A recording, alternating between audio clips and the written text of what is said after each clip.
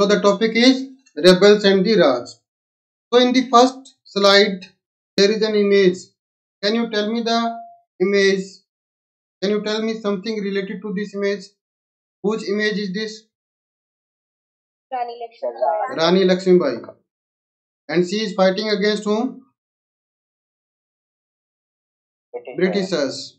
So you must have got an idea that what we are going to study in this chapter. Can you tell me? We are going to study about what? Yeah, we are going to study about the revolt of 1857. And you must be having certain previous knowledge about the revolt of 1857. Can you tell me where it was started?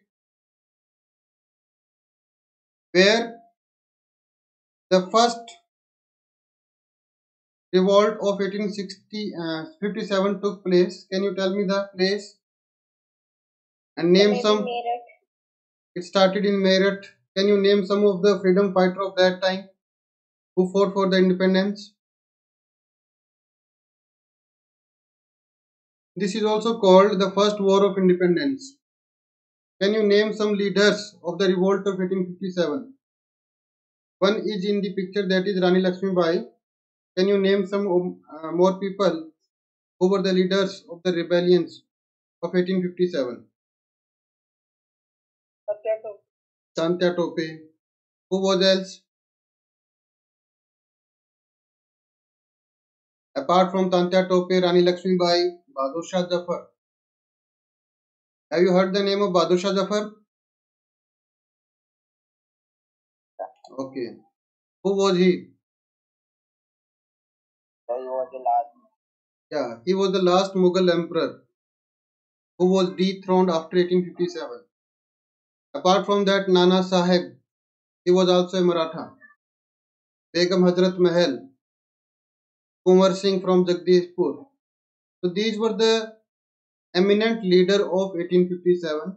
We are going to study about the revolt of 1857, that where the first revolt took place and how it spread to the rest of India, and how the revolt was repressed by the Britishers, and how they were able to again conquer Delhi and they again started their rule in India. So these all things we are going to study in the rebels and the Raj. Now there are certain causes for every kind of revolt. So these are the causes of the revolt of 1857. So first of all, political cause. What are the political causes? Can you tell me? What are the political causes?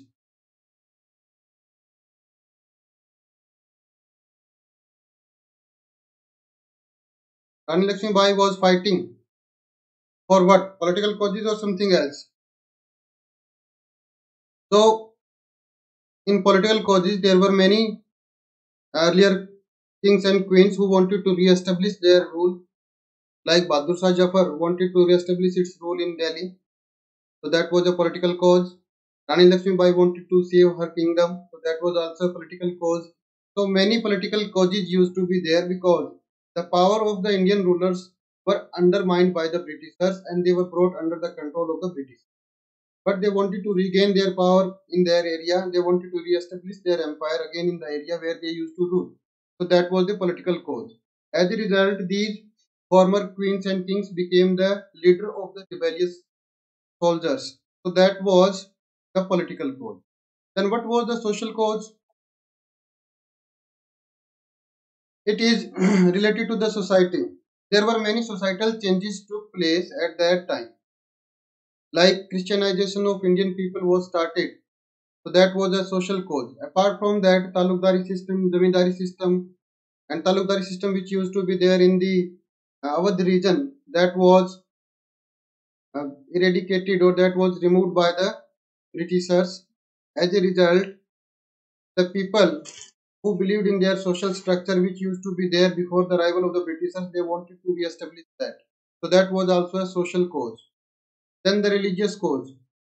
There were many rumors and there were many incidents which took place at that time and which gave a doubt in the mind of the people that the Christians who were the Britishers, they wanted to change the religion of Hindu and Muslim. They wanted to convert them to the Christianity.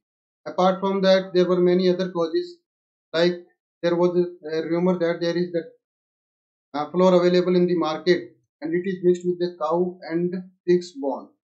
So that is also a religious cause. So people were afraid that their religion would be destroyed by the Britishers. So that was a religious cause. That's why they rose against the revolt, against the Britishers in revolt. Then the economic cause. Raw material from India was taken away by the Britishers from India to the European continent. As a result, the economic prosperity of India was declining, and many people became jobless. Small-scale industries was also started declining. As a result, there was economic hardship in the Indian people, in the Indian society. So they rose against us. That was the economic cause. Like permanent settlement, which was introduced by the Britishers, that exploited the peasants and the zamindar to a great extent. As a result, their economic condition became worsened. So that was an economic cause why the people rose against the Britishers. Then the administrative causes. Many administrative changes were brought by the Britishers and they were also not liked by the people. As a result, they rose against the Britishers in revolt. Then the military causes. There were soldiers in the army, both Britishers as well as the Indians. But the Indian soldiers were discriminated by the Britishers, and that resulted in the discontentment in the mind of the Indian soldiers, and these discontented soldiers mutinied against the Britishers. So that was the military cause. Then the immediate cause. What was the final cause or the immediate cause which led to the revolt of 1857 that we will discuss over here? So can you tell me the immediate cause? There is always an immediate cause for everything, for a major happening. So what was the immediate cause of the revolt of 1857?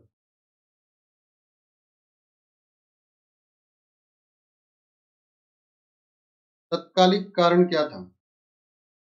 A new rifle was introduced at that time, that was Enfield rifle with its cartridge, and it is believed that the cartridge which had to be used in the Enfield rifle, that had to be bitten with the mouth. And there was a rumor that the fat of cow and pig was used in this cartridge, which had to be opened by biting with the help of the mouth.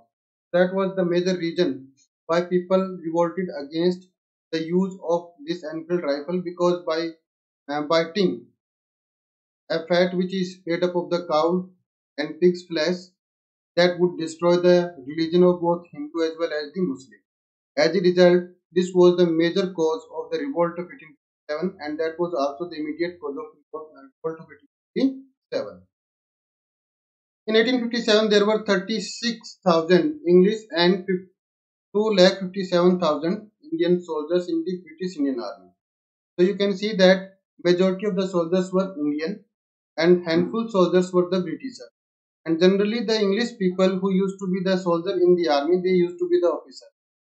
And the common soldiers or the sepoys used to be the Indian soldiers. In 1857, a rumor spread that the cartridges of the new Enfield rifle was greased with the fat of cows and pigs. They have used the fat of cows and pigs, and objectionable to both Hindus and Muslims, because cow is a sacred animal for Hindus and pig is also not suitable for the Muslims. So they had to bite the cartridge to open it, and that was not liked by both Hindu as well as the Muslims. As a result, Hindus and Muslim soldiers turned against the British.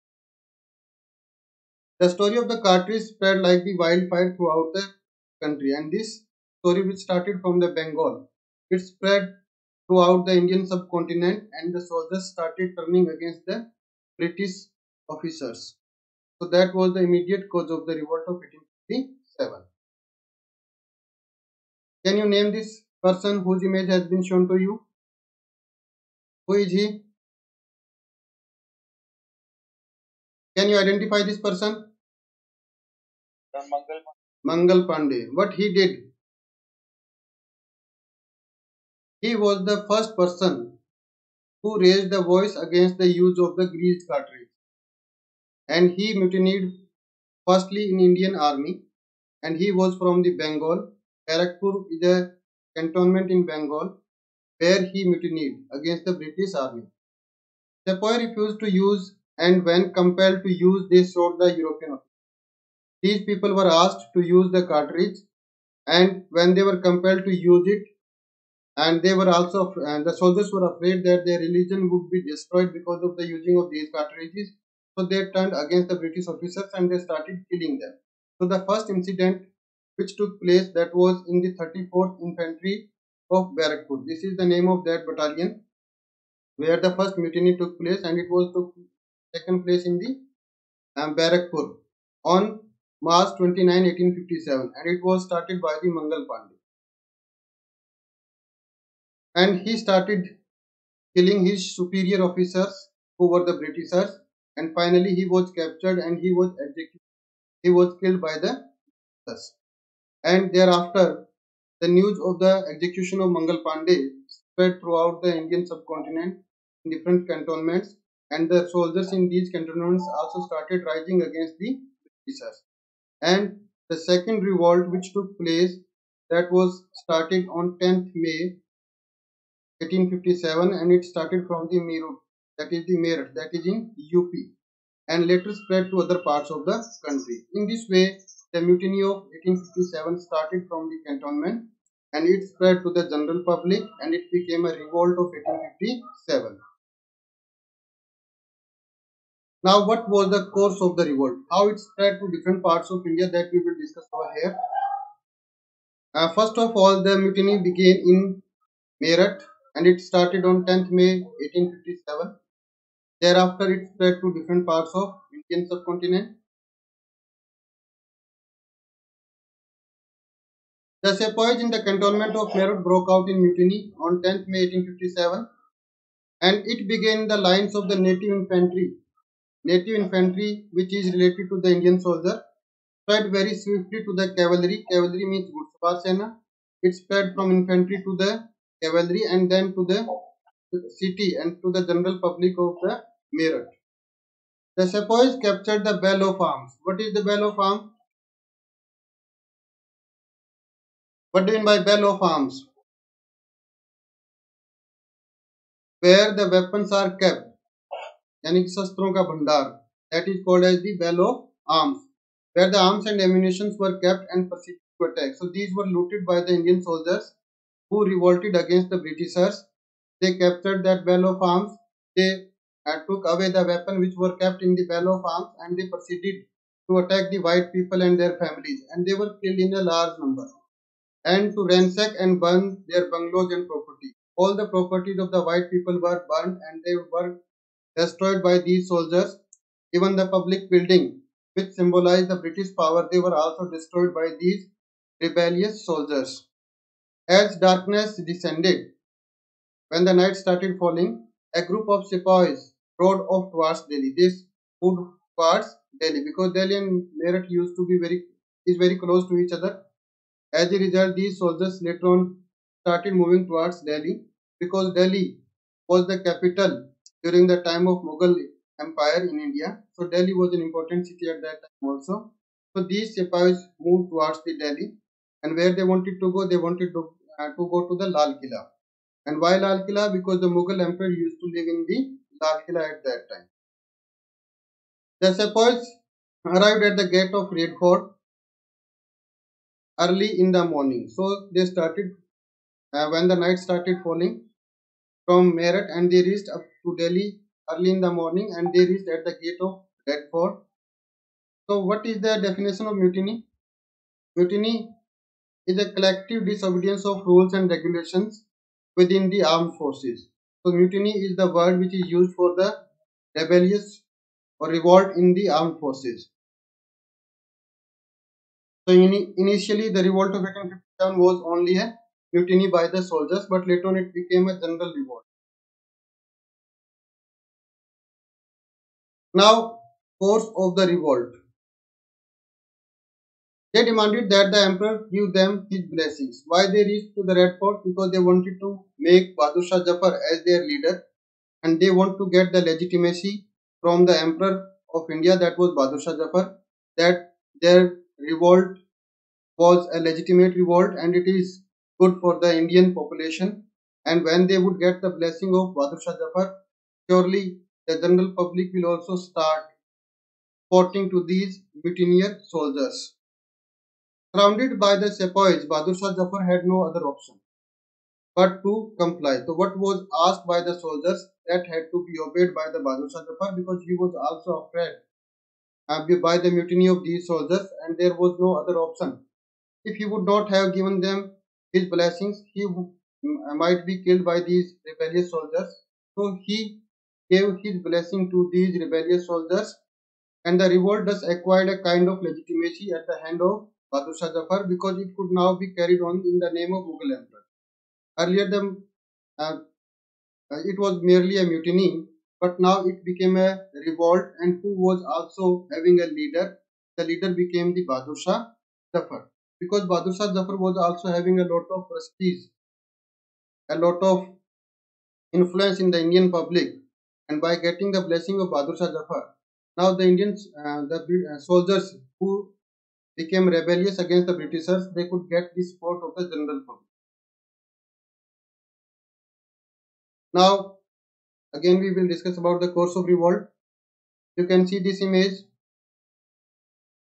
where a building has been destroyed by the rebellious soldiers, and this is a public building from where the British administration used to take place. So these kind of buildings were also destroyed by the rebellious soldiers. Government building, the record office, the jail, court, post offices, treasury, etc. were all destroyed and plundered by the soldiers. And why they attacked on jail? Because the mutineer soldier who first denied or refused to use the greased cartridge, they were put in the jail. Later on, mutiny began from the Meerut cantonment, and these imprisoned soldiers were also set free by the mutineer soldiers. So they attacked on the jail, and from there they also used the soldiers who were imprisoned by the Britishers. They also attacked the post offices because it was also a symbol of the British power in India. The treasury was also looted, and the money was used to purchase more weapons and to run the revolt against the Britishers. The telegraph line was also cut so that the Britishers cannot get the timely information about the revolt. So when ordinary people began joining the revolt, the target of attack widened. But after the legitimacy of Bahadur Shah Zafar, the ordinary people also joined the revolt, and as a result, soldiers and general public together against the British. As a result, the target was also widened, and it became more severe in a city like Delhi. In major town like Lucknow, revolt started. Kanpur, Bareilly, where moneylenders and the rich also became the object of the rebel wrath. Why the rebellious soldiers attacked the moneylender and the rich people also? Earlier they used to attack only the white people and the building and other offices which symbolize the white power. They were attacked by the rebellious soldiers. But now the rebellious soldiers also started targeting the moneylender and the rich people of the city. Can you tell me the reason why they targeted the rich people of the city? Yes, Chirag Jain. Why the soldiers started targeting the rich people and the moneylender? Any reason? अब ये अभी से farmer पे target कर No, there must be something more. Ambrose? पहले लोगों को exploit किया था. Yeah, because the general public and peasants were exploited by the moneylender. They used to charge a very high rate of interest. Generally, these moneylenders were also the tax collector. So they exploited the general public and the peasants, and generally the soldiers comes from the peasant family. So the soldiers and the peasants joined together against the moneylender. As a result, their houses were attacked. And secondly, these moneylenders used to be very close to the British people. They used to inform everything to the British officers. As a result, they were targeted by the soldiers. Secondly, rich people of the city were also very close to the Britishers, and they got their richness because of the support of the British. So these people were considered on the British side. As a result, they were targeted and attacked by the soldiers and the rebellious people who were from the general public. Is that clear? Peasants not only saw them as the oppressor but also allies to the British. In most places, their houses were looted and destroyed by the peasants and the soldiers. Now, the mutiny in the sepoy ranks quickly became a rebellion. So, earlier it used to be a mutiny. I told you what is mutiny. The armed rebellion in the army is called as the mutiny. But now, the general public or the people from the local community also started joining these soldiers, so it became a revolt. In the month of May and June, the British had no answer to the action of the rebels.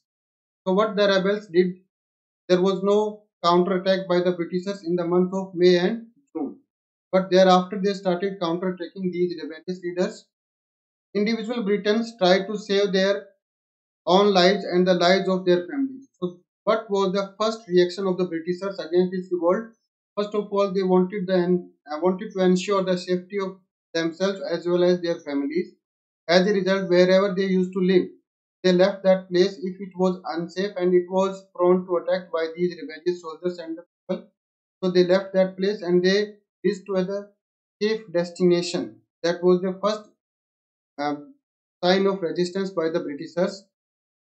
British rule, as one British officer noted, collapsed like a house made up of cards. It means the British rule was completely ineffective at that time और ये ऐसे गिर गया जैसे ताश के पत्ते का बना हुआ घर गिर जाता. So that was the first comment by the British officers. It means British lost their authority in the India at that time. The reason for the similarity of the pattern in the revolt at different places. So generally there was a similarity in the revolt which took place in Meerut, which took place in Delhi, and the revolt which took place in Kanpur, Lucknow, and some other parts of UP. The similarity was the same. It was the same. There was no difference. The public buildings were attacked, rich people were attacked, moneylenders were attacked, and British people and their families were killed. So the similarity was there. So what could be the reason of the similarity throughout Indian subcontinent in the revolt of 18? And what does it signify? जब चारों तरफ जो revolt हो रहा था उसमें समानता थी, उस समानता का रीजन क्या हो सकता है? Can you tell me? If the same pattern is followed in Meerut and the same pattern is also followed in Delhi, Kanpur, Lucknow, and in Bihar also, so is there any reason for this sort of similarity? Can you tell me? There was common leader was not there. In Delhi, the leader of the rebellious soldier was Bahadur Shah Zafar. In Kanpur, Begum Hazrat Mahal was the leader, and Nana Sahib was also the leader. In Bihar, in Jagdishpur, Kunwar Singh was the leader. But the pattern of the revolt was the same. What was the pattern? First of all, the mutiny started in the cantonment area.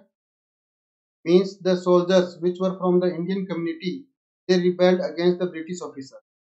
The first thing which they did that they used to kill the British officer.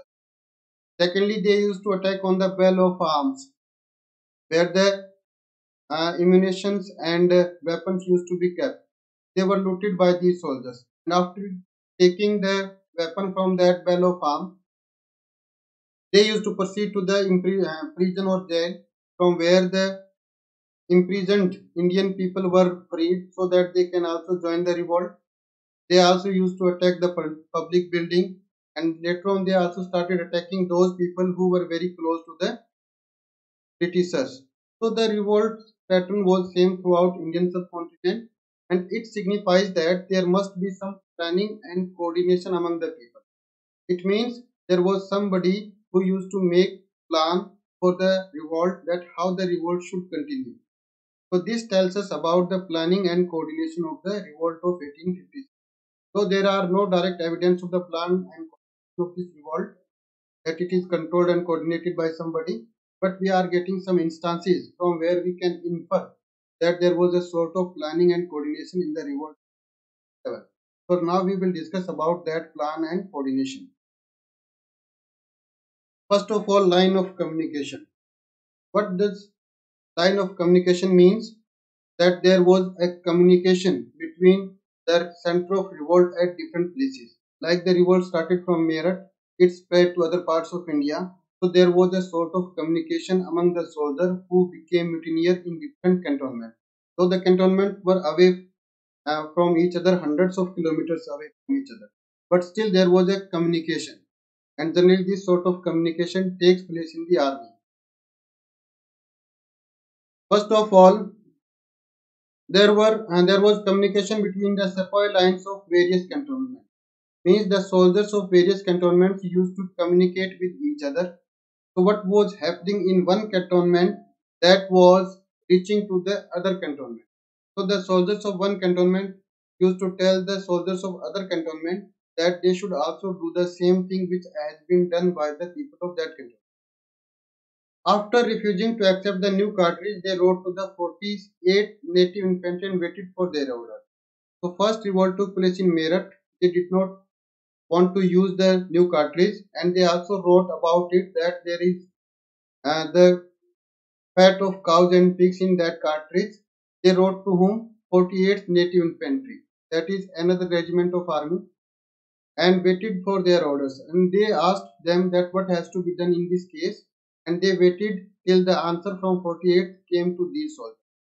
When 48th sent its answer to its reply to the soldiers who wrote to it, then they started revolt at different places. It means there was a sort of communication.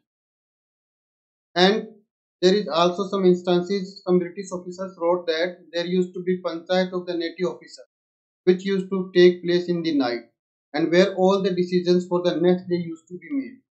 And from where we got this news, that one incident which took place in a cantonment where the commander of CMP, Central Military Police, there is a kind of police which is in the cantonment, and it also revolted against the British officers.